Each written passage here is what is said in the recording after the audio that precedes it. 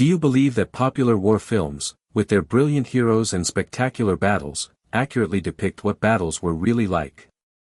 Imagine yourself for a moment in the thick of a real historical battle. In this chaos of steel, screams, and fear, surviving even a few minutes would be an almost impossible task. Cinema deliberately presents us with inspiring heroic narratives that have little in common with the harsh and pragmatic methods of warfare employed by soldiers throughout history. Confronted with the chilling reality of battle, many modern viewers would hastily flee back to the familiar and safe comfort of their sofas. Today, we will pull back the curtain of Hollywood glamour and examine the harsh, unvarnished reality of battle, the side of war that filmmakers prefer to avoid. We will not be discussing choreographed fights, but rather authentic tactical maneuvers born in the crucible of battle. We'll talk about the real level of disorganization, panic, and noise on the battlefield, as well as the striking differences between what we see on screen and what actually happened. Be prepared, after watching this, your perception of even your favorite war movies will change forever. But first, let me share a fact that may surprise you. Brilliant sword fights, where two warriors gracefully exchange dozens of blows, are largely artistic fiction. The idea of noble one-on-one battles in an open field is more likely to be found in a knight's novel, while the perfectly even battle formations marching to the beat of drums are the result of a director's work, not a general's. In reality, battles were much more disorganized, intense, and often frighteningly monotonous, interrupted by short, fierce bursts of chaos. It is precisely this world that we invite you to immerse yourself in. First, I will clearly explain why the battle formations shown in movies would not last 5 minutes in a real clash. After that, we will reconstruct how the exhausting and tense organization of troops before battle actually took place. Next, we will examine some striking facts about ancient military tactics, which were based not on heroism but on cold mathematics and psychology, and would strike fear into even the bravest movie hero. Finally, we will delve into the psychological aspects of combat, the reality that movie studios avoid for fear that it will make their blockbusters less profitable. This analysis is more than just a simple comparison of scenes from movies and pages from textbooks. We offer you a comprehensive, almost tangible analysis of how battles actually took place, what soldiers heard, felt, and thought. Rest assured, after this immersion, your view of all battle scenes, from Gladiator to Lord of the Rings, will be radically changed. Let's start with an element that is portrayed incorrectly in almost all war films: close combat. You are probably familiar with these epic scenes. Two armies, like living waves, clash in the center of the field with a thunderous roar. The camera zooms in on individual warriors who engage in spectacular duels amid the general chaos, demonstrating incredible fencing skills. This is one of the greatest misconceptions. Real combat in formation was completely different. It was not like a dance, but more like the workings of a huge, soulless machine. The Greek phalanx system is an excellent illustration of how much the film industry distorts our understanding of military tactics. Movies show us muscular warriors who break ranks, rush forward alone, and engage in staged duels. In reality, such behavior would be tantamount to suicide. Ancient Greek warriors lined up in a tight line, shoulder to shoulder, closing their large round shields to create a virtually impenetrable, slow-moving wall of bronze and wood. Think for a moment about how that would feel. Each hoplite's shield, called an aspes, weighed about 7 kilograms and was held in the left hand, which was slipped through the central handle. The right hand gripped a heavy spear called a dory, which was about 2.5 meters long. Now imagine hundreds of such warriors standing so close together that their shields partially overlapped, protecting the man on their left. The front rows held their spears forward, forming a terrifying, shimmering palisade of sharp points. Success here depended not on personal courage or agility, but on iron discipline, absolute coordination, and the collective power of the entire formation. The moment when the two lines collided resembled a massive power struggle, a monstrous crush. Warriors from the rear rows physically pushed their shields against the backs of those in front, creating a powerful pressure across the entire front. And here, the psychological aspect came into play, which is completely overlooked in films. To be in the front row required superhuman endurance. The view from under a heavy bronze helmet was extremely limited, and there was a deafening roar of clanging metal and screams all around. The hand holding the shield was numb from the tremendous strain, and the legs buckled not so much from fatigue as from the primal terror of the wall of shields and spears in front. However, here is a fact that may surprise modern viewers: the outcome of most ancient battles was not determined by this direct, head-on clash.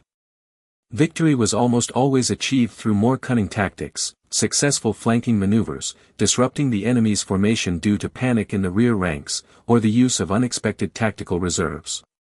In essence, when the active phase of bloody combat did begin, it was incredibly fleeting, brutal, and intense. Everything was decided in minutes, not hours. Medieval warfare is another area where the film industry demonstrates a profound misunderstanding of the true tactical realities.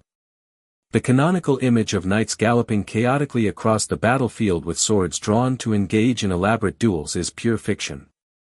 Real medieval battles were governed by one iron rule: maintain formation or be defeated. The armies of the time employed complex tactical systems that took years to learn and master. The actions of knights were strictly coordinated, they used specific formations and acted as a single unit with the infantry and archers. The reality of cavalry attacks in the Middle Ages was far more impressive and terrifying than depicted in movies. Try to imagine, not 10 or 20, but hundreds of horsemen in full armor on massive warhorses specially bred for battle, charging straight at you at a speed of 30 km per hour. This is not just a squad, it is a living avalanche of steel and fury. The ground beneath your feet began to vibrate long before they approached, and the thunder of thousands of hooves merged into a continuous deafening roar.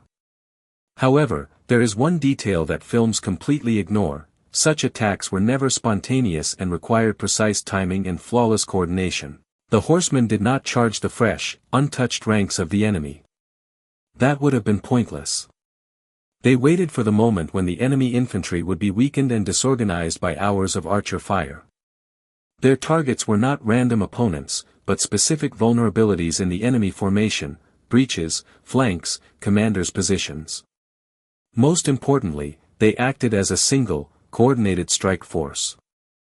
Any knight who chased after glory and broke away from the general formation instantly became an easy and vulnerable target for infantrymen with spears and halberds. Infantry in the Middle Ages employed tactical maneuvers that were no less complex. For example, the famous English archers did not simply line up and fire indiscriminately. They acted like a well-oiled machine, firing arrows in coordinated volleys on command. Thousands of arrows would soar into the sky simultaneously, then rain down on the enemy in a deadly storm. They would target specific enemy formations and work closely with spearmen, who in turn protected them from enemy cavalry attacks. The system of sharpened stakes, ingeniously employed at Agincourt, is a striking example of real medieval tactics.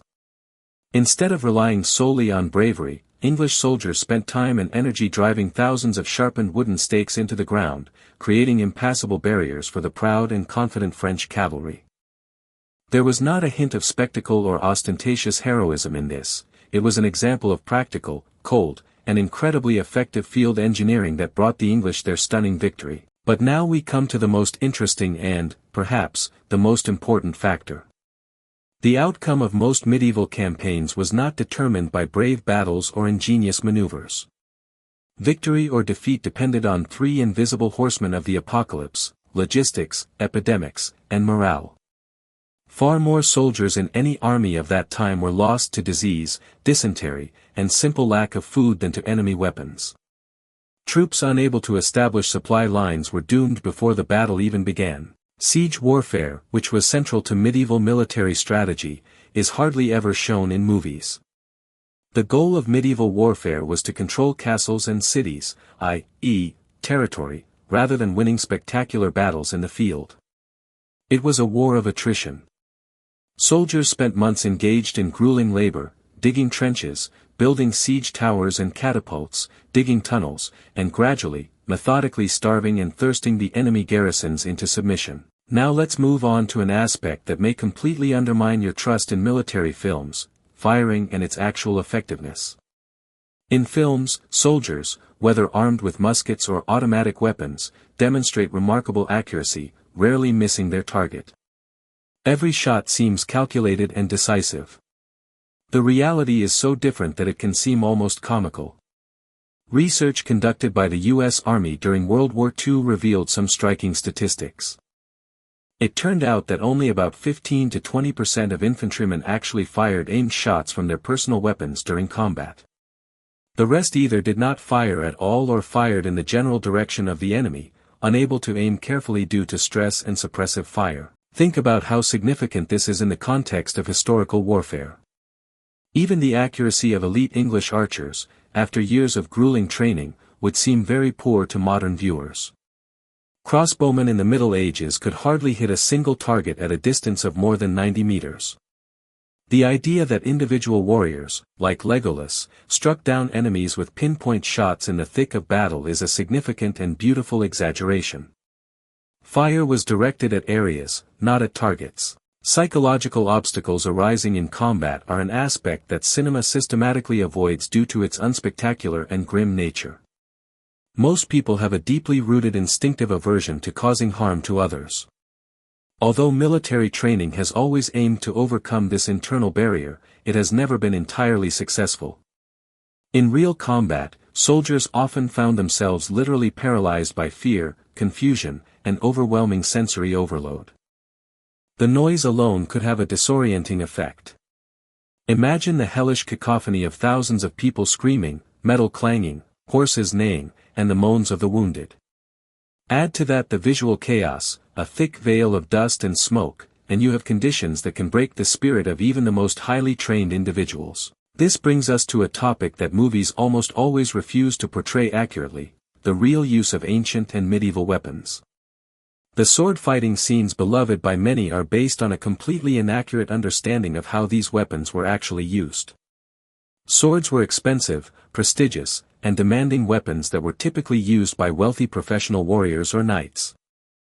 The vast majority of soldiers throughout history were armed with whatever was cheap and effective in battle: spears, axes, halberds, or even agricultural tools such as battle scythes and pitchforks adapted for military use.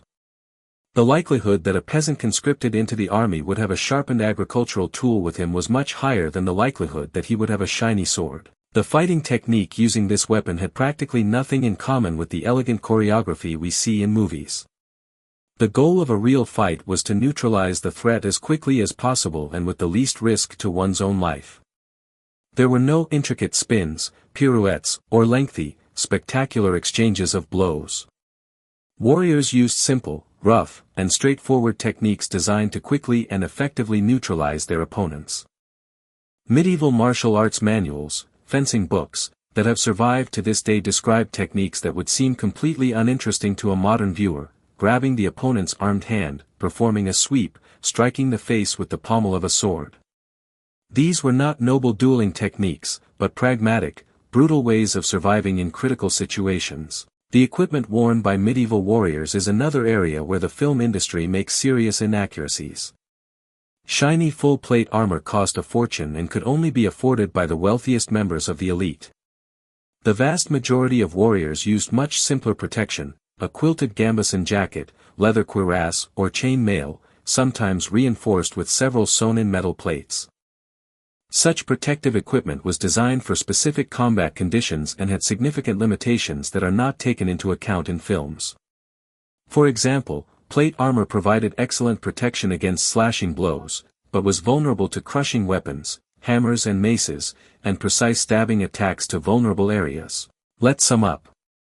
The actual battles were disorganized, chaotic, and carried enormous, unimaginable psychological tension. Too often, the decisive factors were not valor and skill, but logistics and simple luck. The warriors who managed to survive were not always the bravest or most skilled.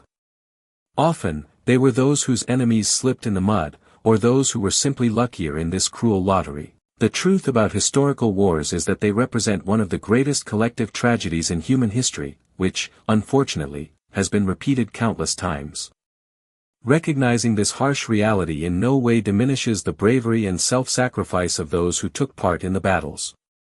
On the contrary, it helps us understand the true, horrific cost of conflict and perhaps makes us more thoughtful and critical of the facile glorification of conflict in entertainment. Thank you for watching this detailed analysis of the harsh reality of historical battles. If this material has changed your perception of how different real battles were from their cinematic versions, be sure to subscribe to our channel. There is even more content ahead that exposes the striking truth behind great historical myths.